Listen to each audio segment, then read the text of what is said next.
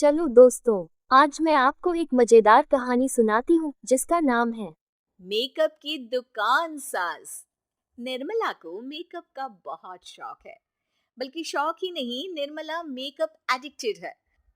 उसके लिए हर दिन मेकअप कर तैयार रहना बहुत जरूरी है। ओ पति परमेश्वर, मेरा फेस पाउडर कहाँ है? कहीं अपनी भेड़ी शक्ल ठीक करने तो नहीं ले गए? मतलब उस पाउडर से सब यही करते हैं? हैं? मतलब क्या है तुम्हारा? मुझे भेड़ी शक्ल की बोलते हो?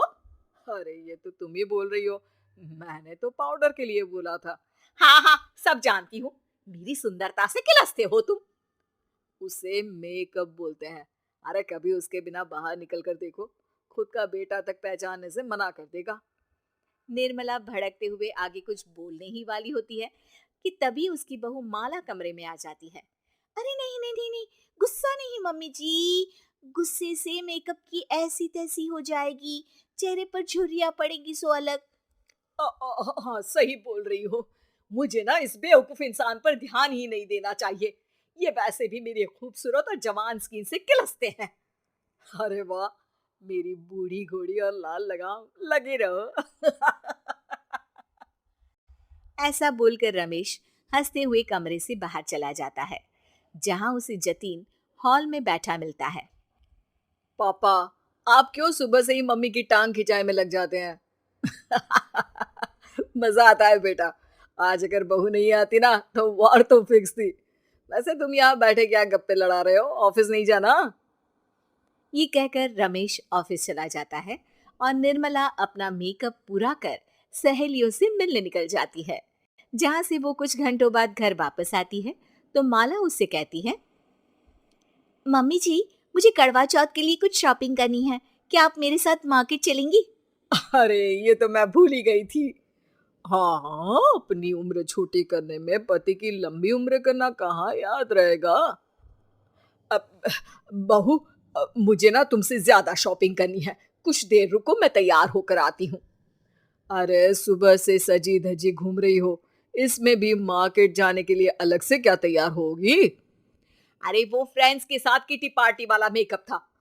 मार्केट जाने के लिए अलग तैयार होना पड़ता है, तुम नहीं समझोगे। अ, जी ठीक है मम्मी जी, पर थोड़ा जल्दी करना वरना मार्केट बंद हो जाएगी। निर्मला तैयार होने चली जाती है और माला उसका इंतजार करने लगती है। इस बात को पूरा 1 घंटा बीत जाता है, लेकिन निर्मला कमरे से बाहर नहीं निकल कर आती। मम्मी जी, बहुत लेट हो गया है, प्लीज जल्दी आइए ना। अरे आ रही हूँ। कोई शांति से तैयार भी नहीं होने देता। ये कहते हुए जैसे ही निर्मला कमरे से बाहर निकलती है तो माला और रमेश उसे देखकर हैरान रह जाते हैं।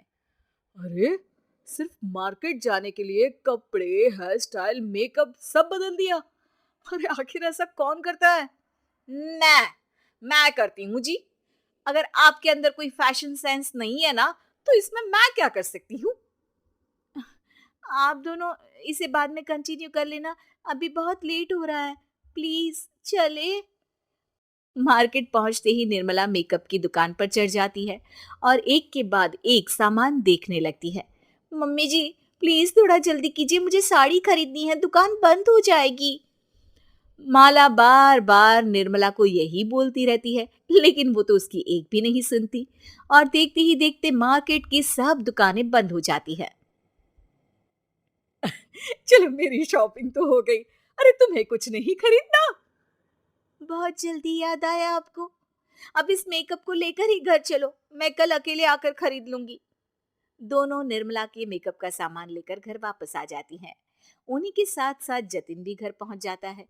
अब निर्मला तो अपना मेकअप लेकर कमरे में चली जाती है, लेकिन माला उदास होकर वहीं बैठ जाती है। अरे शॉपिंग से वापस आई औरत को ऐसे उदास बैठे तो पहली बार देख रहा हूँ। क्या हुआ डार्लिंग? माला उन्हें मार्केट में हुई सारी बात बताती है। अब ये ज्यादा हो गया है। मतलब अपने मेकअप के आगे इस औरत को कुछ नहीं दिखता, कोई नहीं दिखता।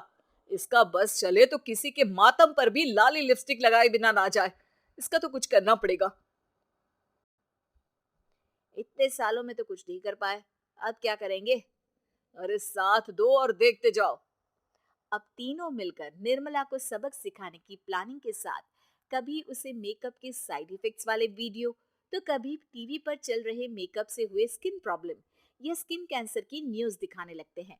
पर निर्मला पर तो किसी भी चीज का कोई असर नहीं पड़ता। लो, इनके कान पर तो जू तक नहीं रेंगी।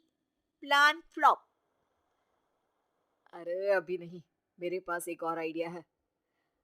अपने पहले वाले प्लान को आगे बढ़ाते हुए वो सब निर्मला के मेकअप में कभी नमक, कभी मिर्च तो कभी मिट्टी मिलाने लगते हैं, जिससे उसे ये भरोसा हो जाए कि उसकी स्किन पर भी मेकअप के साइड इफेक्ट होने लगे हैं। और एक सुबह, रमेश, जतीन, माला, अरे कहाँ गए सब? हाय मर गई मैं, मेरा पूरा मुंह जल रहा है। अरे कोई आओ, बचाओ। क्या हुआ मम्मी जी? अरे पता नहीं, अभी मेकअप करने से पहले तक तो ठीक थी, फिर चिल्लाने लगी। हाँ मेकअप, कहीं मेरी स्किन पर कोई साइड इफेक्ट तो नहीं हो गया या फिर स्किन कैंसर। अरे मेरा मुंह जल रहा है। अरे भगवान, मुझे इससे बचा लो। लाइफ में दोबारा मेकअप का नाम तक नहीं लूंगी। अरे मैं इतनी जल्दी मरना नहीं चाहती। कोई बचाओ मुझे, कोई बचाओ। वो लोग दूध से निर्मला का मुंह धोने लगते हैं, जिसके कुछ देर बाद सारी जलन ठीक हो जाती है। मम्मी, ये तो सिर्फ लाल मिर्च थी, पर आपको भी पता है कि जरूरत से ज्यादा कुछ भी अच्छा नहीं होता। और अगर आपने मेकअप में डूबना नहीं छोड़ा तो फिर स्किन के साथ क्या होगा वो तो आप भी जानती हैं। अरे तौबा मेरी, कैसा मेकअप?